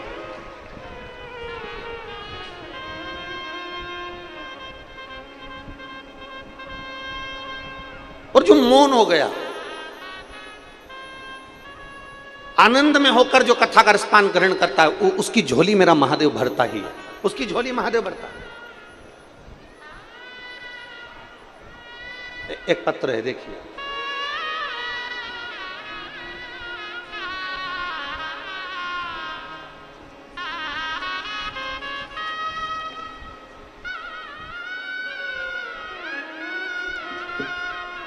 मेरा नाम पूजा यादव है, पति गजेंद्र कुमार, पता जयंती नगर दुर्ग, जिला दुर्ग। मेरा मोबाइल नंबर ये है। कहीं बैठी हो तो हाथ हिला सकती हैं। आप ही हैं? बच्चा आया है साथ में? बच्चा आया है क्या? साथ में बच्चा आया है? नहीं आया।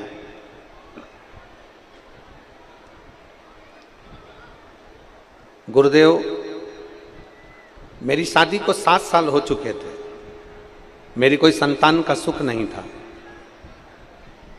मैंने डॉक्टरों को भी दिखाया तो संतान नहीं होने का डॉक्टर ने बोल दिया था।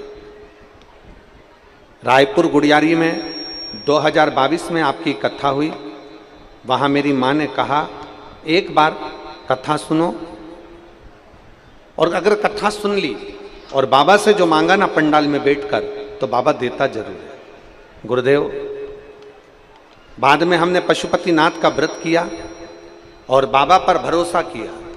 डॉक्टर के हिसाब से मैं मां नहीं बन सकती थी, पर बाबा की कृपा तो कृपा है गुरुदेव। और शिव जी ने ऐसी कृपा करी कि 13/7/2023 को मेरे घर में पुत्र रत्न की प्राप्ति हुई, जिसका फोटो में लगा रहे हैं। बच्चे का फोटो भी लगाया गया है, आप देख सकते हैं। डॉक्टर के अनुसार मैं मां नहीं बन सकती थी, पर मेरे भोलेनाथ ने मुझ पर कृपा करी और संतान का सुख दिया। एक पत्र और है, देखिए।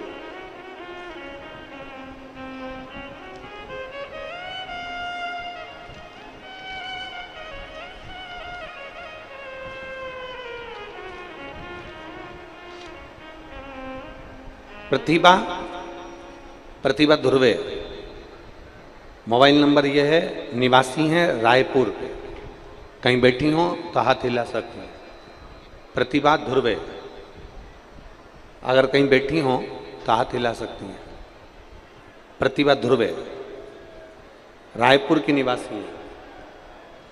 आप ही हैं? हाथ हिलाओ एक बार। बच्चा लाए हो?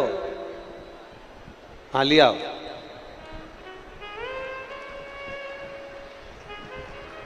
मैं प्रतिभा ध्रुवे रायपुर की निवासी हूं। मेरा मोबाइल नंबर यह है। मैं बाबा का क्या वर्णन करूं गुरुदेव। मेरी शादी को 8 साल हो गए थे।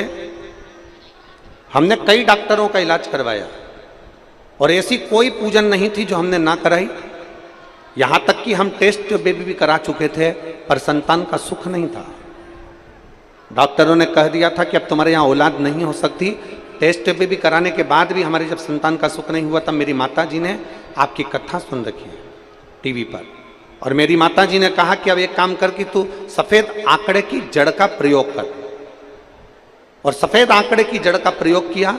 रोज शंकर जी के मंदिर में जल चढ़ाती, 1 लोटा जल चढ़ाकर उसका पानी का आचमन कर लेती।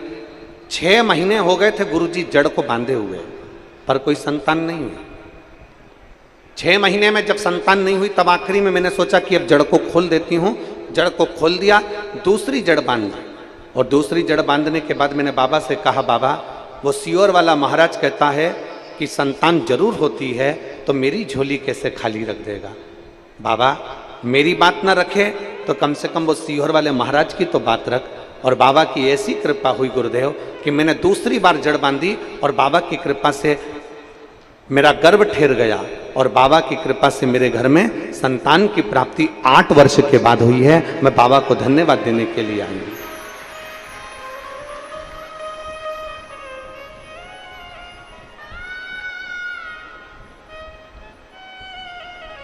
शिव कृपा से मेरे घर में संतान का सुख है और तेरी कृपा बिना न हिले एक भी। आमली बारी, दौतली, देव। शंकर जी की 5 बेटियों का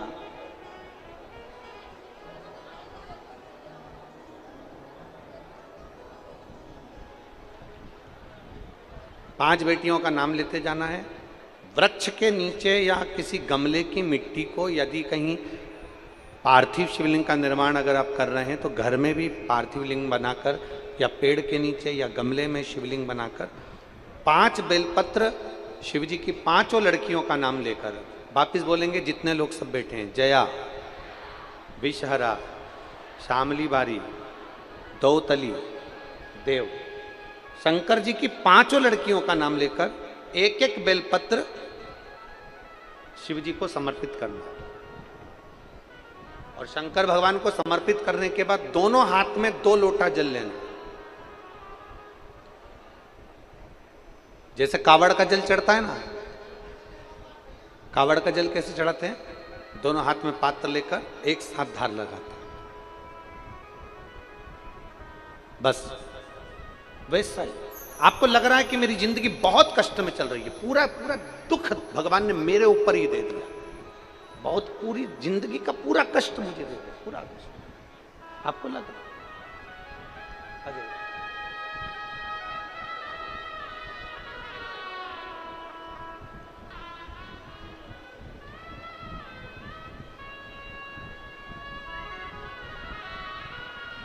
अब बेटी ठीक है?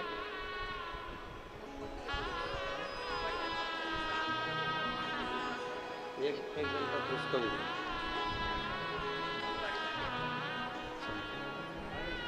आप ही की बेटी है जो 11 साल तक लगातार हर महीने खून चढ़ा है, ब्लड चढ़ा है और बाबा की कृपा आज आपकी पोती है। अब 1 वर्ष से उसके शरीर में ब्लड नहीं चढ़ा और डॉक्टर ने कहा कि ब्लड चढ़ाने की जरूरत नहीं है, जिसको 11 साल तक रेगुलर ब्लड चढ़ा, 11 साल से लगातार हर महीने खून चढ़ रहा है। शिव तत्व। तो आपको लगे कि मेरी जिंदगी बड़ी दुख में, बड़ी कष्ट में, बहुत तकलीफ चल रही, किसी वृक्ष के नीचे, किसी गमले में या अपने घर में पार्थिव लिंग का निर्माण कर, पार्थिव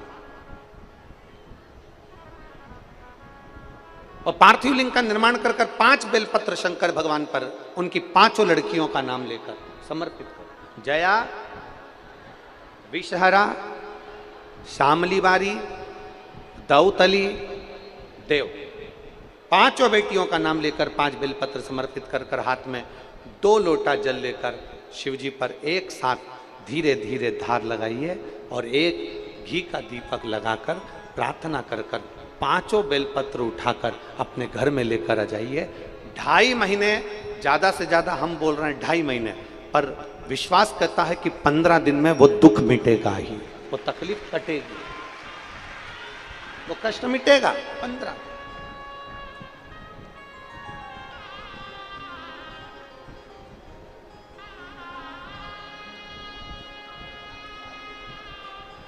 केवल शिव की आराधना करना।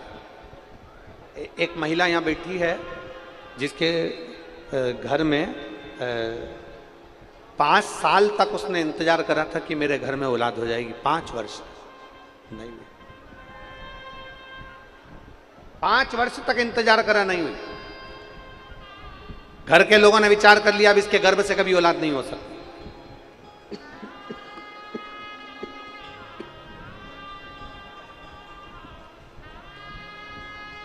घर के लोगों ने विचार करा कि इसके गर्भ से संतान नहीं हो सकती। ना जाने कितनी कितनी जगह से गोदी भरवा ली, 6 साल निकल गए, 7 साल निकल गए, 8 साल निकल गए, पर औलाद नहीं। अब आखिरी में सबने छोड़ दिया कि ये तो संतान दे ही नहीं सकते। बुद्धि बिगड़ गई। घर के लोगों ने भी विचार कर लिया कि रखने से फायदा क्या, औलाद का सुख ही। 9 साल निकल गए, औलाद नहीं हुई। 10 साल निकल गए, 11 साल निकल गए, 12 साल निकल गए, 13 साल निकल गए, 14 साल निकल गए, 15 साल निकल गए, 16 साल निकल गए, संतान नहीं हुई।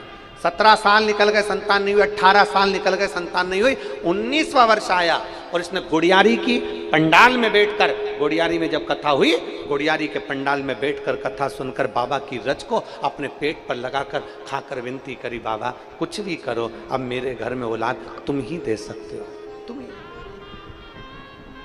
पत्र है।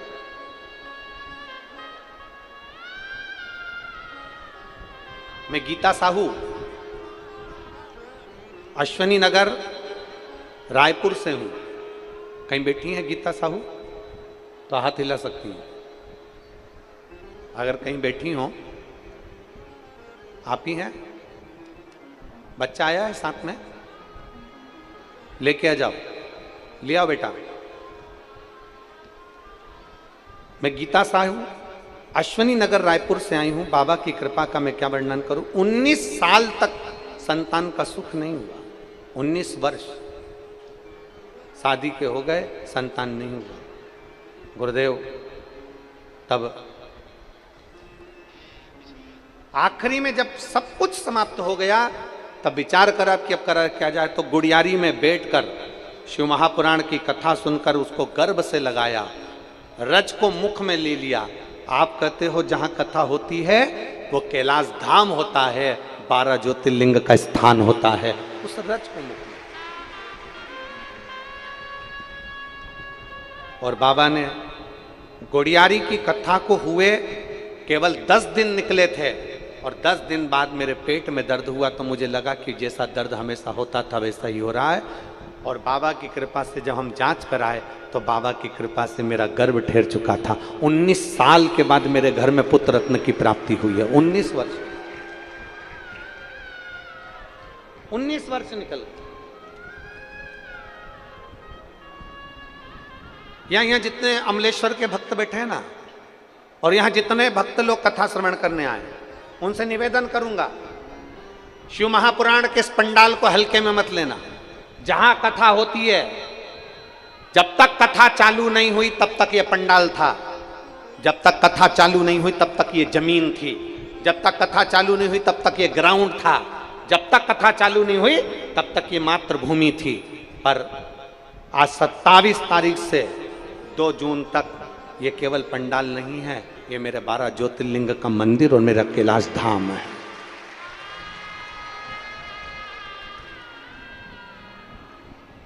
कैलाश धाम मंदिर है, और इस मंदिर के 4 पुजारियों को निश्चित करा गया है मंदिर को स्वच्छ रखने के लिए, मंदिर को अच्छा रखने के लिए, और मंदिर को देख रेख रखने के लिए 4 पुजारी बनाकर भेजे भगवान ने इस अमलेश्वर की कथा को।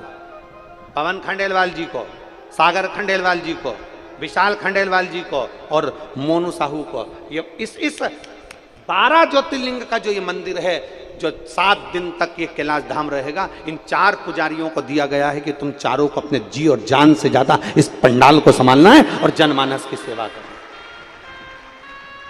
ये 4 पुजारी को निश्चित करा गया कि 7 दिन के लिए ये कैलाश पर्वत तुम्हें देखना है, 12 ज्योतिर्लिंग तुम्हें देखना है। ये आए हुए शिव भक्त नहीं, ये शंकर के गण हैं।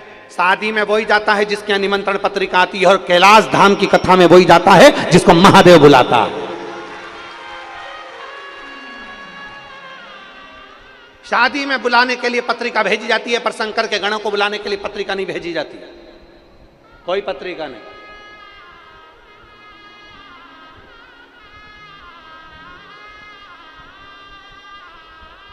वो लोग गाना गाते हैं, वो कौन सा गाना है, वो कुर्ता फाड़ के, क्या बोलते हैं उसको, वो कुर्ता फाड़ के, ऐसा कोई गाना लोग गाते हैं। हम कहते हैं लोग कथा सुनते हैं टेंट फाड़ के। सामने देखिए, एलईडी वाले जरा उधर भी दिखाना जरा, कथा सुनते हैं लोग टेंट फाड़ के। लोग गाना गाते कुर्ता फाड़ के। आप एलईडीओ पर देखिए जरा, और जितने आस्था चैनल पर बैठे हैं वो भी देखो, ये साइड में जितना टेंट लगाया था ये सब फाड़ फोड़ा के कथा का रसपान कर रहे हैं। देखो, श्रवण करिए, शिव भक्ति है, इसको अविरल भक्ति कहते हैं। शंकर की अविरल भक्ति इसी को कहते हैं। केवल शंकर के गण आए और शंकर के लिए आए। और आप 4 पुजारी हो, दिल से सेवा करो, दिल से भजन करो, दिल से कीर्तन करो, आए हुए शिव भक्तों का आदर करो, सम्मान करो, सत्कार करो, और हृदय से भगवान शंकर का आभार करिए। मैं पवन खंडेलवाल जी से भी बोलूंगा, मैं मोनू साहू जी से भी बोलूंगा, मैं विशाल जी से भी बोलूंगा, और सागर खंडेलवाल जी से भी बोलूंगा। भगवान को धन्यवाद देना कि आपके पूर्वजों का कई पुण्य प्रबल हुआ होगा जो आप इस अमलेश्वर की पवित्र भूमि पर कथा करवा रहे हैं। ये पुण्य है आपके पूर्वजों का।